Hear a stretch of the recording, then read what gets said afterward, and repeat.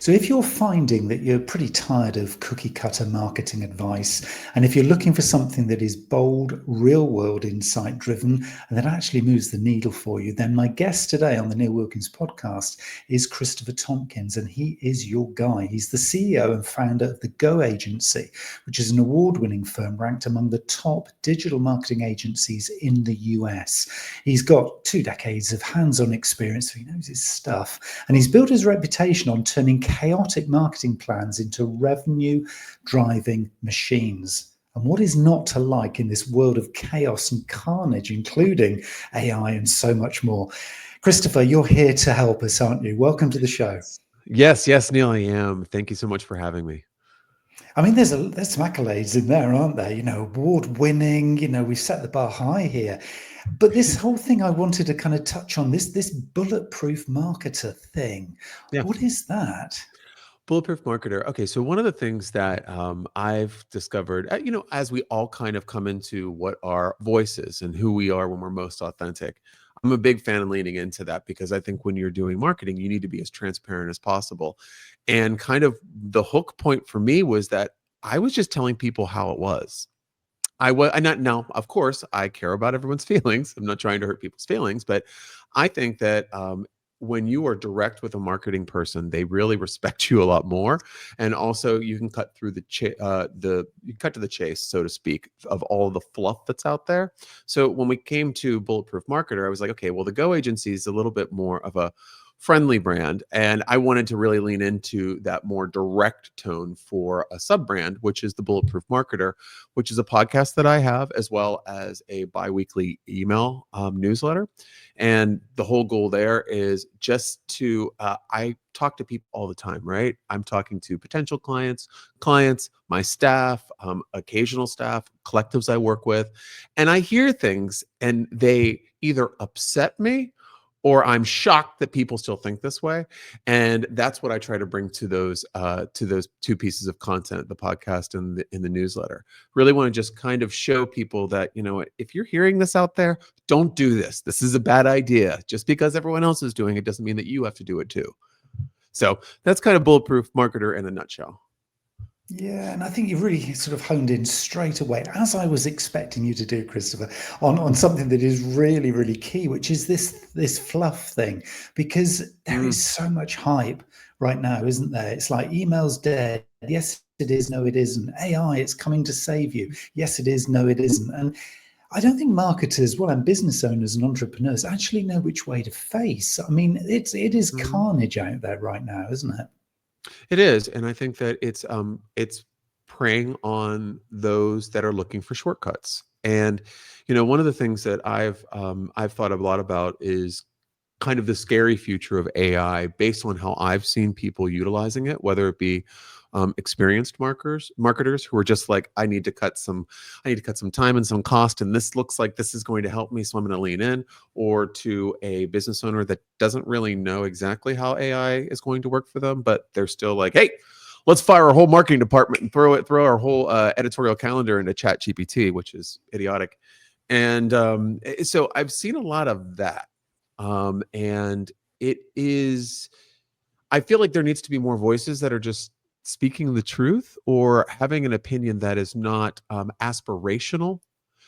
Everything that I talk about whenever I'm asked questions is there's work involved, because marketing is work. When you're trying to tap into people's core assumptions about the world and how they feel about things and what motivates them, you have to treat them like a human being rather than an entity. And the more and so when that already we're getting deeper, right? None of these fast track email's dead, go into SMS is dead, go over to AI is going to be dead in 2 months. You're getting marketed to yourself.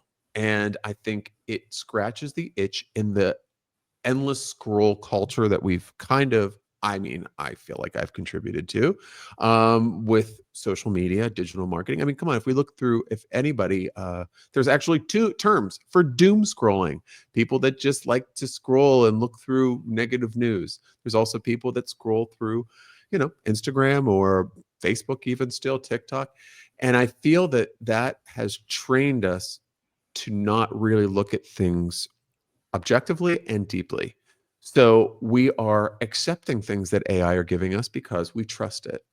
Why are we trusting that? Why? Why would you trust anything anybody tells you without substantiating it? Because it's going to be egg on your face.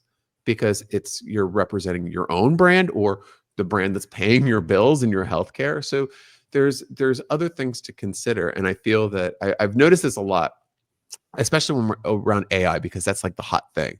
If I want to get anybody into a room, I just say AI randomly, and they're like, "Ooh, you must be an expert." And it's kind of like, no, that's my hook to get you in, to tell you that you should ignore it a little bit right now, because you don't understand what your position is in your branding or your campaign. So yeah, I think there's a lot of fluff. And now people, because of this scrolling, this skimming mentality that a lot of us have, they're falling for the fluff more easily, I think. There's so much to unpick already, and I knew it was going to go this way. I really did. But Yeah. I think for me, one of the key things, just to hook into something that you've said there, is this Mm, almost this desire for quick fix, this almost mm, this immediacy thing. mm-hmm. I mean, clearly, I think it goes without saying that social media has had a huge part to play in that. But Yeah. if we take a few steps back, I mean, yes, that probably is the thing that's done it to scale. But there's probably so many more things going on. The fact that our time is so squeezed, doesn't matter what industry we're in, doesn't matter we're thinking work or leisure time, there's just no time. Every single person I've probably spoken to this year, there's a lot of people, have all said, I can't believe where we are in the year already. So when we're talking here, Christopher, at this Mm-hmm. point in the year, it's almost like we blinked. It was Christmas, and now we blinked, and here we are, back Yeah. end of the summer. It's like, what has happened here? It is just crazy, isn't it? So it's constantly being reinforced to us, and Mm-hmm. I guess either as business professionals or just normal everyday people in normal life, Mm-hmm. there is this pressure to, I don't really have time to spend doing X or Y. I've got to do it quickly. We've kind of all fallen into our own trap, it feels, doesn't it? Oh yeah. Oh, absolutely. And I think that one of the things that I do, and this is a really good tip for anybody out there that is, because anytime somebody tells me that they don't have any time, I don't believe them at all. And when they tell me that they're busy, I don't believe them, because it is a branding element. Having the word busyness around you is showing that you're part of the overall conversation of everyone being busy. What I do when a team member at our agency will say like, "Oh my God, I don't have any time to tackle that." I'm like, "That's adorable. Write down everything that you're doing and how long it's taking for 1 week. And then why don't we sit down and we can go through that? And I can show you where all the time is that you can be spending on it." Miraculously, not because I'm threatening them, even though it kind of sounds like that a little bit, I'm holding them accountable for BS. And because everybody falls into it. Is it because they're bad employees? No, it's because that is what we are all thinking. The reason why we feel like it's so late in the year is because we're not paying attention to the current moment. We're currently looking forward. If you're not paying attention to the time that's around you, all you're doing is looking at the future. Now, am I a big empathic person? Am I going to go out and hug a tree? No, I have to market to these individuals and help my clients market to these people, because we're all focusing on what's next, not where we are. So it's almost like looking at the result and forgetting about the process. Now, for a marketer, that's not how we can think, because that's not a sustainable way of thinking. If other people, yeah, I guess it works for some people. I think it's kind of like an epidemic, how we're constantly just kind of throwing away the current moment to look at what's next. Always looking for what's better, always looking for the next thing to purchase, the next thing to just engage us. That doesn't make you busy. That makes you ineffective with your time management, I think. And if anyone is out there thinking like, "Oh God, I can't believe it's only January," or "I can't believe it's only August," look at how you're looking at your current moment and how you're managing your days. Are you getting swept away? Are you getting swept up in the political cycle, the environmental cycle, the economic cycle, the celebrity news cycle? Everybody has what they're focusing on, and everyone is pushing you forward.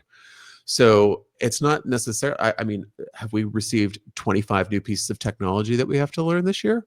No. Did we do that about 5 or 6 years ago? Yeah. But we had time for it back then. Now it would be like beyond too much for us to handle. We can't handle it because our volume is turned up to 11 and we are constantly consuming. How many people out there that are listening to this right now cannot watch television directly? They need to have a phone scrolling while they have their iPad and they're watching television out of like their third eye, I guess.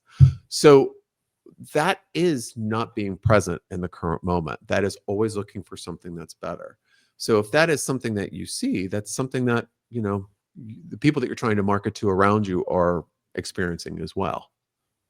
And I guess when it comes to kind of, because obviously a lot of this audience that we're talking to here Mm. today are marketers. And I guess, Sure. one of the big challenges in marketing historically has been trying to convince the rest of the organization or the senior management team that marketing has value. It's not just the coloring in team, it's actually part of the business that can really create sort of proper growth.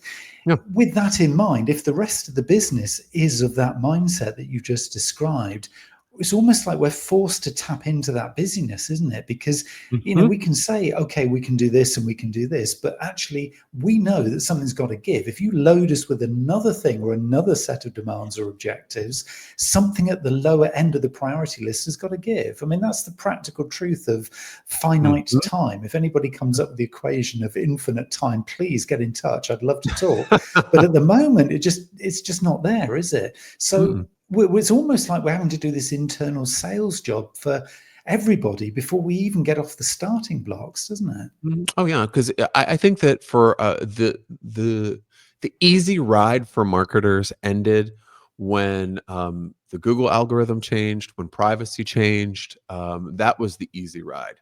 Basically, you could do marketing 101 type tactics and then a couple shady things and get away with it once in a while. And everything was beautiful. And you could track it and it was working great. Your ads had great ROAS. Everything was wonderful. And then that changed.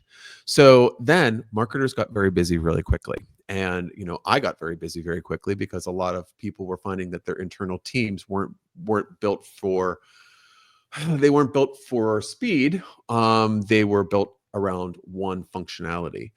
And I think that if you're doing one of the biggest challenges that I feel like I have, here's a great example. I'm working with a client currently who I absolutely love because I like it when a client understands me because I'm pretty direct and sometimes that can be slightly off-putting, but I'm not here to make you here to make you comfortable. I'm here to make you successful based off of the goals that I've created. So I want to be respectful and professional, but also I got to tell you what's not going to work because you don't want to waste your money. So I was talking with one client and I was talking to them and I could just see they were looking at their phone. Their eyes were going everywhere. I was hearing instant messages and I was just like, I can't stand for this. And I said, okay, just want to stop here. What do you think about marketing? Do you like it? Do you not like it? Do you believe in it? And he's like, well, I quite frankly, I don't believe in marketing. And I said, okay, give me 14 days and I will make you believe in marketing. And he said, well, how are you going to do that? And I said, oh, I already know what motivates you because you don't believe in marketing. So what I know I had to do is I had to create sales opportunities for him at a high level that I know that I could do through the service I've offered him because I offered the service because it was going to get those results. And I got them within 10 days. Now he's the biggest champion of the company. He's selling through with all of the C-suite for me. And everyone's happy. Why? Because I've created a win for me, a win for them, and a win for the company. And I think when you're getting into that role of selling up in your company, it's really important to look at kind of the step goals that are going to get to the overriding goal. So you can constantly be talking about small wins that show the breadcrumbs of the journey.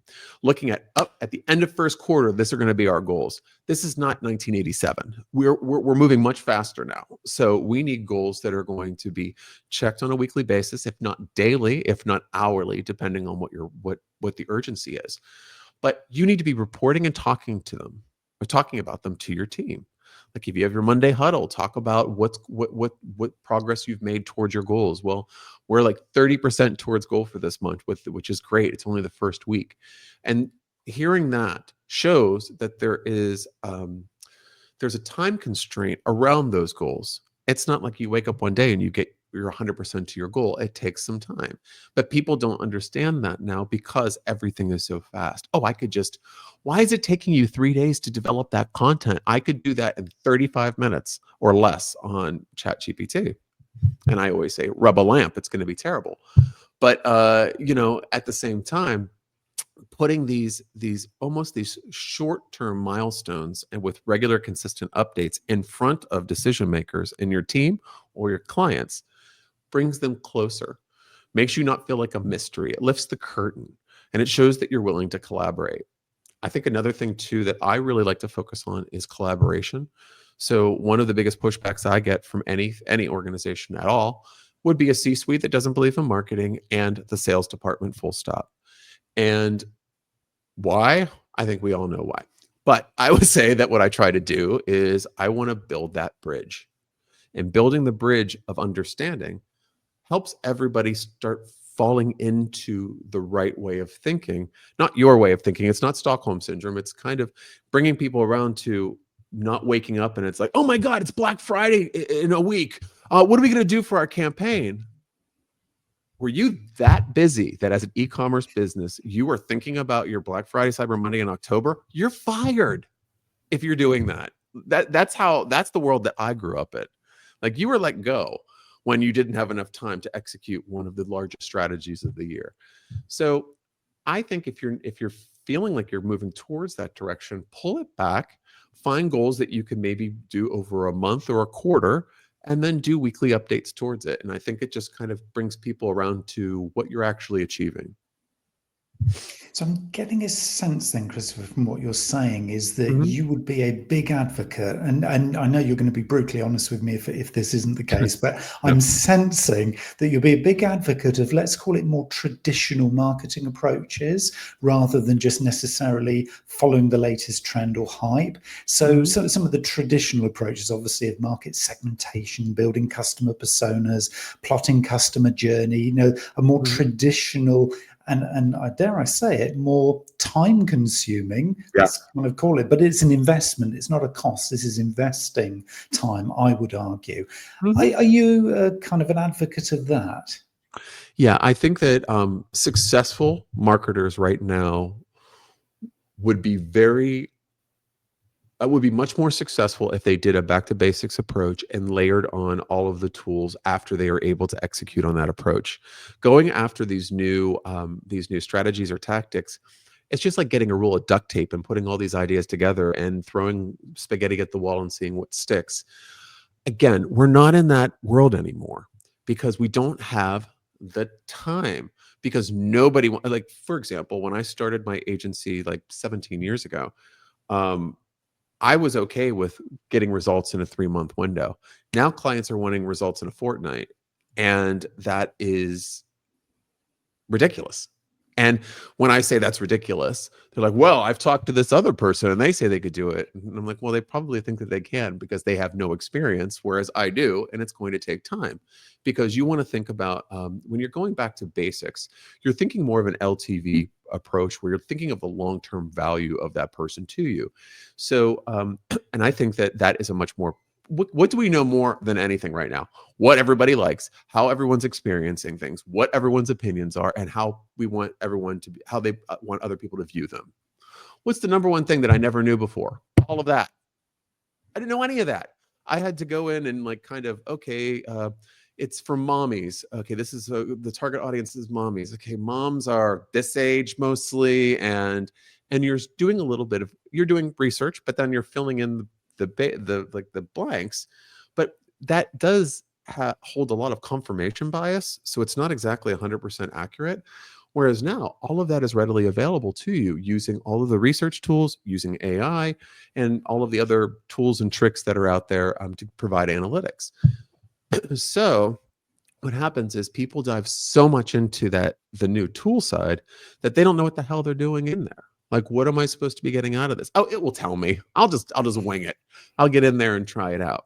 Again, adorable. It's not sustainable. That's not how you're going to build anything that you can kind of scale.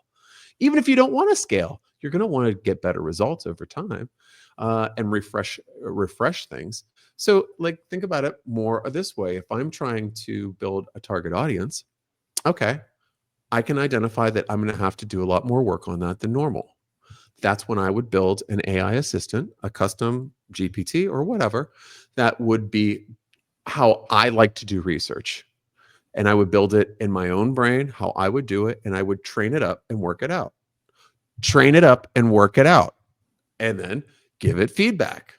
Provide honest feedback. I always say the trick to AI, which a lot of people miss, is that they think it's like this cosmic cash machine that you could just like put your card in and boom, success.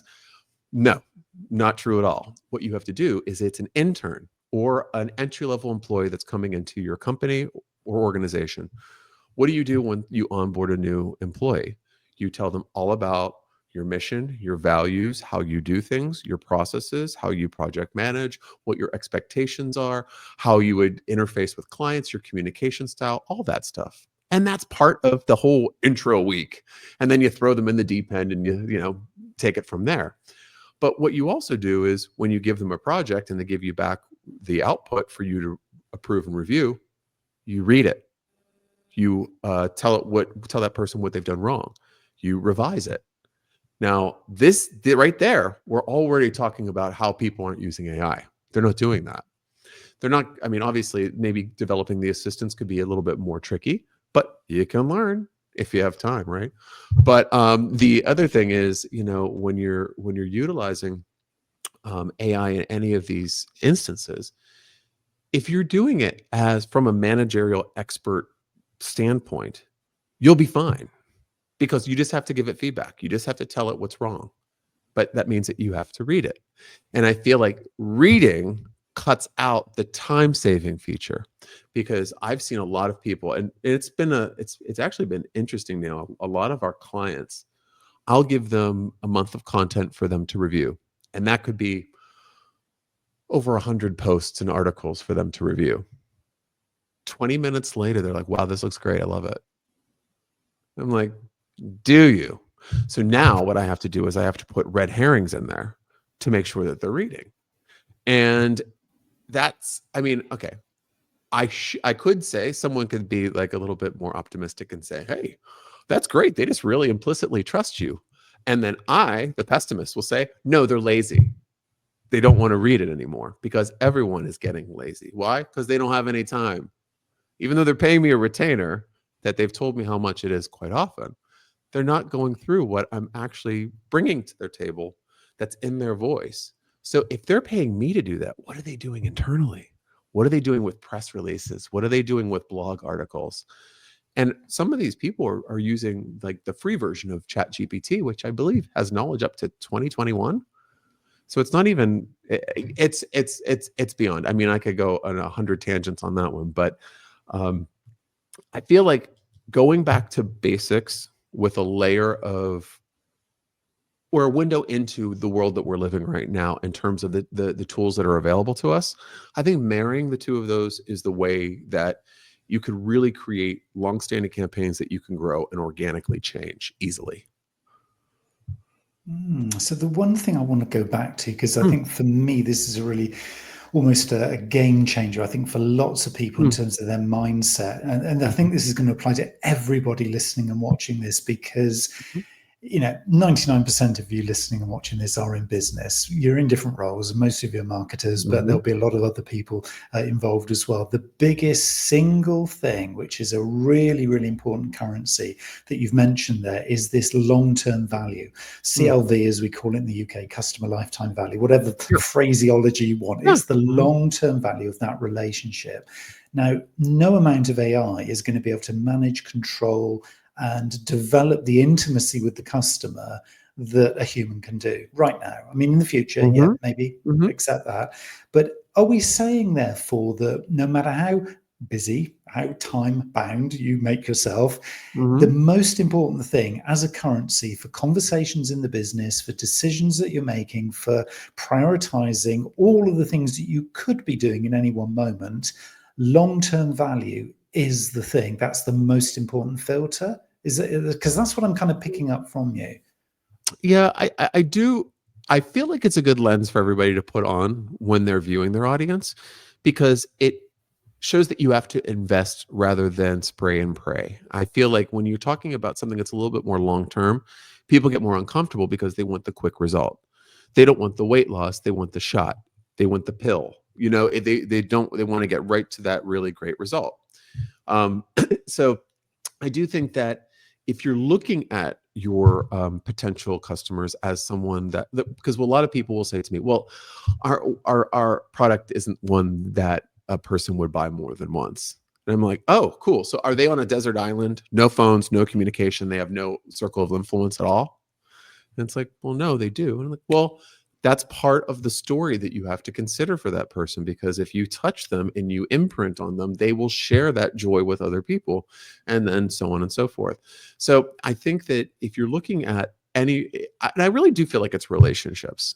And I've talked about this a lot, and I could see people's eyes glaze over when I talk about it, because they think, oh, yeah, well, you put out the right content, it engages the right people, it leads them to the right spot, and then that's where the marketing magic happens.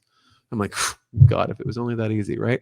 If it was only that easy, I would have been retired. But it takes a lot of time and trial and error, and that's also something too when you're looking at the long-term value idea. I do feel that it helps you lean into the testing phases of marketing much more than when you're looking for fast results, because fast results, I don't know if I mean, the listeners out there um, have experienced this, but if you need a fast result, there's no testing. It's just, you have to do it, and you have to really put all of your welly behind it and make sure that it really works. Unfortunately, it can fail, and then it could fail spectacularly. And that's why, if you're looking at a longer kind of run up, you can do these capsule campaigns where you can test different strategies. So when you get to the part of the year that's your big part, or you're going to conferences, and you want to enhance your profile and get more meetings or what have you, that's when you can start dialing it up based off of the results that you've already tested. So what I hear a lot too, Neil, is, oh, well, it's summer, it's kind of quiet, nothing really going on. And I'm thinking to myself, oh my God, you just told me how busy you were like 5 minutes ago. And now you're telling me that this is your slow time. This is another time when it drives me absolutely crazy when marketers don't use this. If your CEO is looking at this as a dead time, that is the time that you play in the sandbox. That is the time that you go and do your tests, because no one cares about what you're doing. That's what I hear. I mean, I'm a little bit, sometimes I ask for forgiveness rather than permission as a marketer. And I think there's definitely instances where that works. But one of the recent episode of my podcast, I said, if you are not finished with your fourth quarter planning by September 1st, you're behind. And this is the truth. If you don't have the run up of the end of your year together because you're too busy, you're wasting this. Because right now, if I was looking at the LTV of my client, or the customer lifetime value, I would be able to test some things in this quiet period that I could then hypothesize, prove my hypothesis, build that into a plan, and then go into the fall strong. Now, many marketers will say, well, but my boss comes back from a conference and they want us to try out like doing like this and that. Are you new? That's what your job is, to find out where you can slot that in and test it, because they want to test it, go for it. So if you have a plan, you can very easily slot those elements in to when it makes sense. No plan, you're slamming things together. Things are starting to work against it. You don't understand why something's not working that used to work. And then you're in the busiest period chasing your tail, and then trying to figure out why things aren't working and justifying it to the C-suite, et cetera, right? So um, I think there's looking at the long-term value of a customer will help you get ahead, and it will help you feel a little bit more quieter in your mind, so that when you do get something thrown out to you, or you are relying on TikTok and suddenly TikTok is banned in the country, and then what am I going to do? Well, is this the first time you ever thought about this? You're just like crossing your fingers and hoping it doesn't happen? I mean, don't bury your head as a marketer. We need to have our ears on the railroad tracks listening for the next train. And if you can't do it, get an assistant who can do that. Or build an AI assistant that can do that. But does that answer the question? I think it does. I think it does. And it kind of just reminds me, and I'm sure it's reminding quite a few people here, and this I think is a really critical kind of point to make, is it's about accountability. Because I think everything that we've talked about in the first kind of 20 minutes of our conversation was about people aren't taking accountability. There's a time to step up. There's a time to listen to the brutal truth from Christopher here and sort of think, okay, I do need to step up. One, I need to prioritize. Two, I need to say no to more things. And three, which is what I'm picking up here in this last 10 minutes or so, is I need to upskill. I need to realize that I don't know everything, and that's fine. But I also need to commit. If it means I've got to spend a couple of evenings deep into the night, maybe, just playing with some of these AI tools, just as an example, because these guys are talking about this, that, and the other, and I don't really know. I'm a little bit fearful because I haven't made the space and time to do this, and I'm not given time at work. So therefore, should I be stepping up in my own time? Well, I think what we're saying is absolutely, because if you don't, you are going to be the person under that train that comes down the tracks, and you're not going to be in a good place, are you? No, precisely. And I think that if you are able to plan ahead and you're able to, number one, let's just think about AI. AI is a buzzword right now. If you're listening to this, you're probably in marketing. What do we do when there's a hot topic in marketing? We try to tie that somehow into the message of the client, this is typical PR 101, and try to make it into something that's elevated. That could be called news hijacking and hijacking the news, but you can also do it in a way that makes you kind of have a POV about something that is happening. So why don't you do that for yourself when no one's listening to your ideas or your plans within your organization? If everyone is like red hot for AI, find an AI solution that is tied to goals that you know will be beneficial to what's happening, and lean into that and present it to them and say, hey, you guys have been talking about AI. I really wanted to give you something that's just kind of next level that we can do here. If you're not using AI, anything that you say is going to be next level. So that's very authentic for you to say that. And give them something that is going to get them to lean into you. Then the heat's off a little bit. You're developing something and they're going to start listening to you a little bit more. I was consulting with a company recently, and I was feeling like the vice president of marketing was just getting completely ignored. Overworked, given everything, had to fix everything from design to copy to booking trade booths to booking travel. Like it's something that is kind of almost like the blurred lines of a marketing department, because I always know when a marketing department is not set up properly when they're getting them to like schedule flights or something. That's when assistants are helpful. Not your key marketer who's in charge of building sales opportunities for your clients. And I mean, different strokes for different folks, but I think it's BS. I would say that those people are really looking to be heard. And I've listened to this one person I was working with, and I said, have you thought about some of these ideas we're talking about? And she's like, oh, they're on my roadmap. And I was like, did you get anybody to buy into that roadmap? And she's like, yeah, but it's kind of like all this AI stuff has come up. And I was like, that's your angle. Let's look at your roadmap and let's AI it up. Let's AI it up. So it is something that's bright and shiny. It's like getting something that was in like Comic Sans and putting it into like Arial font. I mean, it just making it a little bit more pleasurable for people to read, to take you more seriously. But throwing some of those buzzwords in will start getting them to understand other elements of what you're trying to present. I know that sounds a little convoluted, but it is a way for you to start that conversation.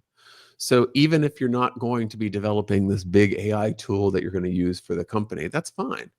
But how can you get your points across to a team that may not be looking for something that's happening in January? They're looking at what's going to be happening in the next 3 weeks.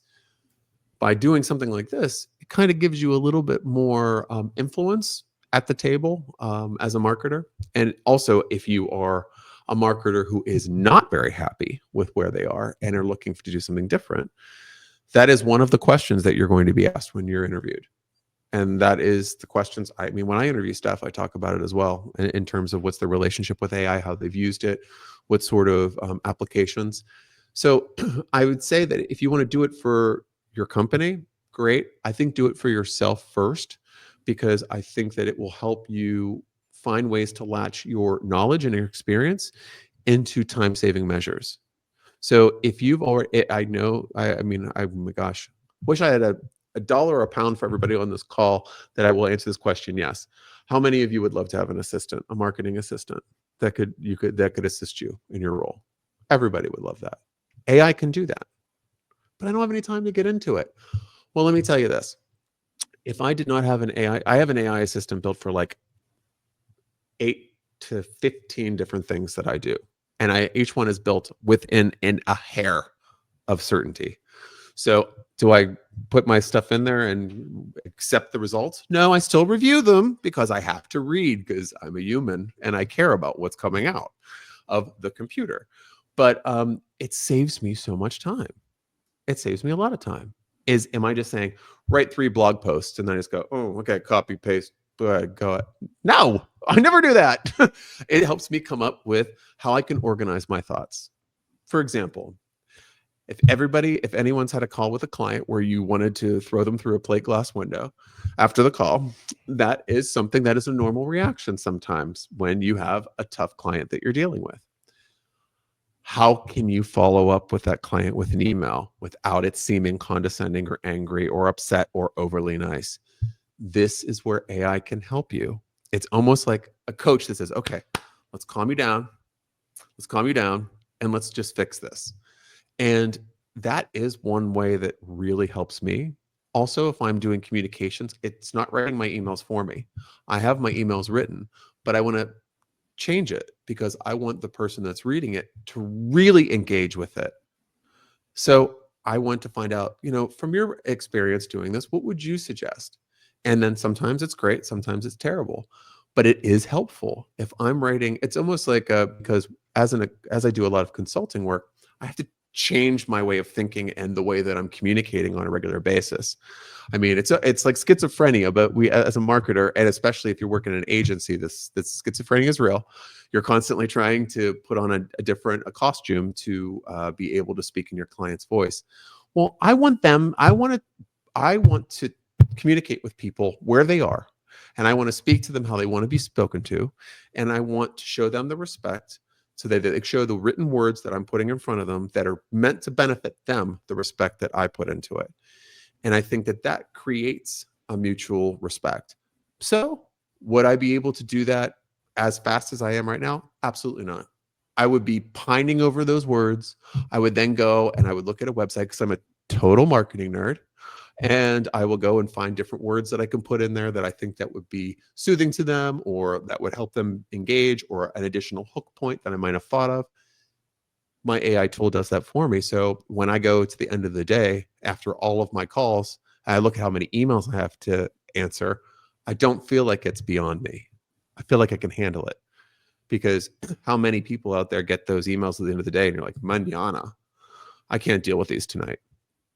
But what if you had someone that was going to help you out, kind of give you a running start?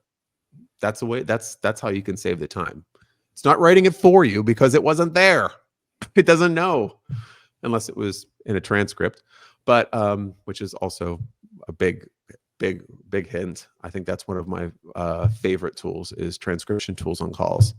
That's changed my life. I've never been able to engage with a client more fully ever without having to remember, oh, they said their kid's name, or oh, they said their dog's name, or oh, this is the number that they gave me. I have to remember this.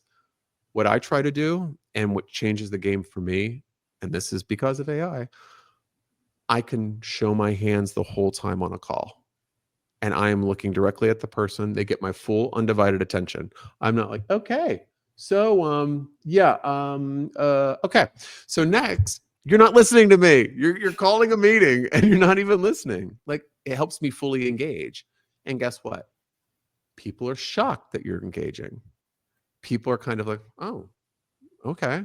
And then guess what happens when you're fully engaged? You can call out the people that aren't fully engaged. So literally, I will be on a call with my team, and I will see someone doing something else, and I'll Slack them. Get off your computer. Get off of Slack. And then boom, they're off of Slack and they're fully present. And sometimes what's really fun is if you are working with a client and you have the internal chat with those people as well, you could be like, hey, you're hitting those keys really hard. I know it's you. Be careful. But yeah, sorry, that was a long answer to that one.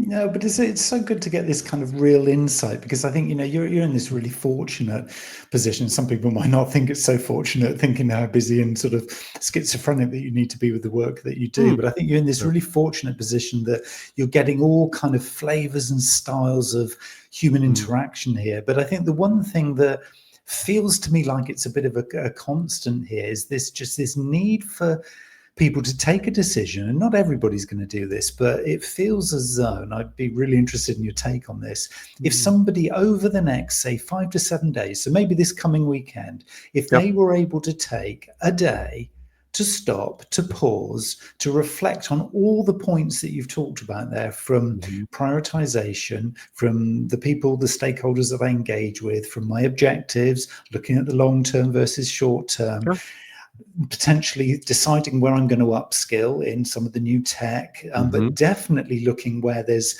bottlenecks or challenges that I have, and things that really kind of take too much time, but it's not valuable time, and seeing whether or not there's a little agent or something could sort of deal with those things. Would that be, because it sounds like it, a really good and valuable day? That would seem to be like an investment that is going to pay back in shed loads of value. No, it is. And I think that's a really astute way of putting it. What I would say is, if you are, and I do urge clients to do this, and I call it a non-digital day of planning, where they can, where they're not, oh, what's that called? Okay, let me look it up. No, use your brain. We used your brains for many years before, like giving up so quickly. Stop giving up and be honest with yourself. If you want to do that day, take that day. And what I do is I write down all of my complaints. I write down all of the things that I want to achieve and everything that would make my life easier.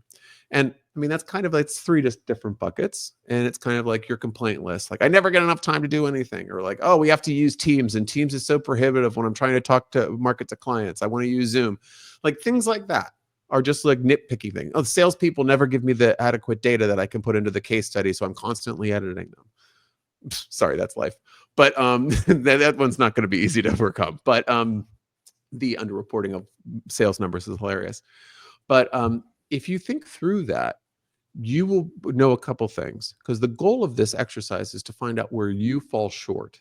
Now, not you in terms of you're just not experienced enough. You haven't been around as long as me. I've been around 2 decades and I have a really interesting bio. No, it's not that. Everyone has common issues. I have many of the issues I'm sure that you're facing as well. I just choose to fix them in different ways. I don't wait for them to, I don't put things in the hopper on the shelf and then dust them off when I need them. I keep things in the pipeline constantly. And you can do that when you know what your goals are, what your plan is, and where you want to get to.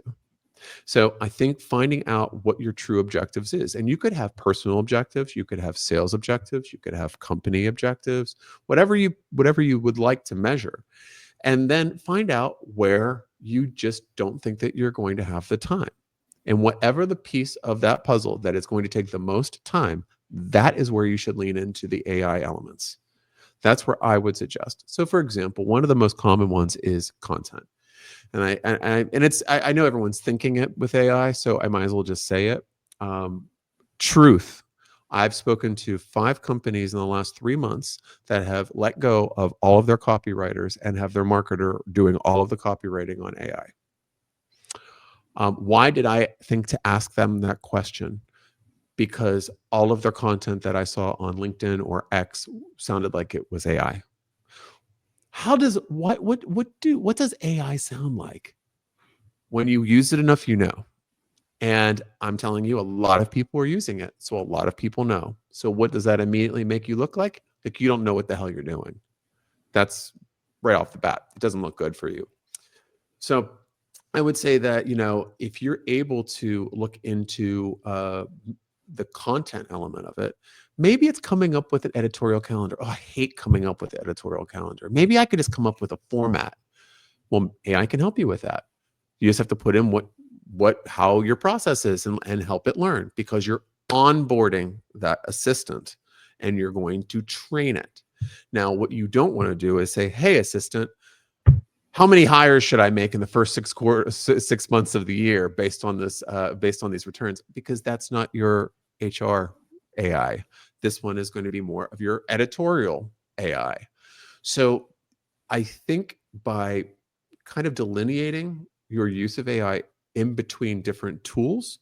So for me, easy example, I use multiple tools to do things with AI. So I will use, if I want to do some research that's a little bit more expert level, I won't use ChatGPT. I would use Perplexity. And then I will have a conversation there, and I will go through the information and dig deep as much as I can. And then I'll save that information. And then maybe I'll go over to Claude, and I'll put some information into Claude to give me some ideas about angles or how I should speak to people or whatever.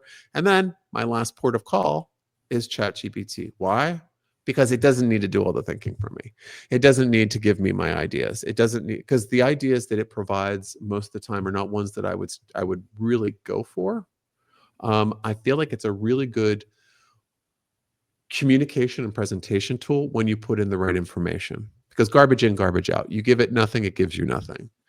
If you want a fluffy article, you say, give me an article about AI, then boom, you got it. Fluffy article on AI that nobody will care to read. But if you really focus on training it up, it's definitely beneficial. But having that digital detox day where you're able to really play and think about your pain points and where you could really make some moves, that's where you can start getting your planning together. And I do feel that creating, it's not even like a straw man. I think it's more along the lines of creating an outline for what the next 6 months of your marketing journey is going to look like. And then when you get on that road, you start looking at that next 6 months beyond it, colored by what you're learning. But if you're looking for, if your marketing is a constant sprint, it's non-sustainable. For sure. There's so many kind of things there for people to kind of almost go sort of step through step by step. I mean, you've got a guide, haven't you? You've got something that people can be supported by or held by the hand. How can they get hold of those materials? Yeah, if you go to my agency's website, which is thegoagency.com, you will be assaulted by a pop-up within seconds of getting there. Oh no, I have to put my email address in. Hello, it's marketing, folks. You gotta give to get. But if you give your email address, you're going to get our ebook. And I wrote this ebook it's a whole guide around different prompts for different areas of your business. I didn't want to go in and just write you an AI guide to like, hey, here's how to come up with some great headlines. And I think people aren't understanding that you can use AI in different elements of your business, from HR to your finances, to marketing, to sales, to management, to leadership, and beyond. So that's all in that guide. So go to the website, you can sign up for it. Also, if you do receive the guide, I have a couple extra additional prompts that I email afterwards just to kind of get you thinking. And I do supply some great tools in that guide that you can use to just up your game with using AI, or just look at it somewhere differently. You don't have to take my word for it. You don't have to read it and go like, oh my God, I'm going to use this prompt for the rest of my life, because that's not sustainable. This is to kind of peak your way of thinking so that you can open your mind a little bit more to how maybe you're misrepresenting yourself to AI. Because people that I've seen have real struggles with putting a question and getting something that doesn't look like them. And then people that don't understand marketing are the ones that will just go, screw it, I'm out, bye, forget it. That's a bad tool. That's great for the people that want to stick with things, because the people that stick with things reap the benefits. And I would say that if you've ever felt that way, look at it differently, and it's all down to your prompts and how much you're training your AI. But check out this guide. I think it will just kind of get you percolating in a different way. Wonderful. So I will put the link to the guide in the description of this podcast so that everybody can click their way through. Final question for you, Christopher. Are you hopeful about the future? I'm always hopeful for the future. I do feel that if you were not like going back to what we were talking about at the top of our conversation, Neil, if you're not present in the moment that you're living, you are not going to be happy with the future. You're going to be increasingly unhappier, because everything is going to happen for you. If you feel too busy, too overextended, everything, it's not going to get better. It's going to get worse. And then what comes with that are going to be some of the emotions of feeling like inadequacy, like I'm inadequate, like I can't catch up. How can these other people do it? They must be amazing. No, it's the difference is that we're not getting caught up in that. We're kind of countering it. Now, I'm not out starting a whole new movement. I'm quietly leaning into my own lane. And I feel that if you are fully present for the moment that you're in, whether it be marketing, your life, or whatever, and you're not just kind of getting swept up in that wave of speed and efficiency and better, you will. The more people that are like that, I'm very hopeful. But I think for right now, I have some doubts because I'm seeing how AI is being handled with businesses and how there are other factors that have nothing to do with AI that AI is becoming the scapegoat for. Poor business decisions, poor management, poor financial planning, poor marketing. And then you have to downsize companies at that point. Why? Oh, well, I got AI. That's going to fix it. Boom. There we go. Band-Aid over top, and we're going to be successful again. That's an economic downturn waiting to happen, right? Because the more people that are going to be doing that, the more it's going to be inauthentic. No one's going to believe anything. No one's going to, I mean, even with the deep fake AIs videos, they're getting better. So what do I do every day? Every day to stay present and to stay hopeful. There's newsletters that I belong to that will send me a real image and an AI image, and I have to choose which one's AI. And they keep doing it because I'm trying to train my eye, because I do not want to be lied to. I do not want to be deceived. And I want to be just understanding things as they are. Because I'm not a big go with the flow kind of guy. I want to kind of live in truth rather than falsehoods. So that makes me hopeful that there's other people that even do that for me. There's a newsletter for that. So that makes me feel great. So I feel like there's other people out there that are kind of feeling the same way as I am. But if you don't, it's going to make you feel not very successful going forward, I think.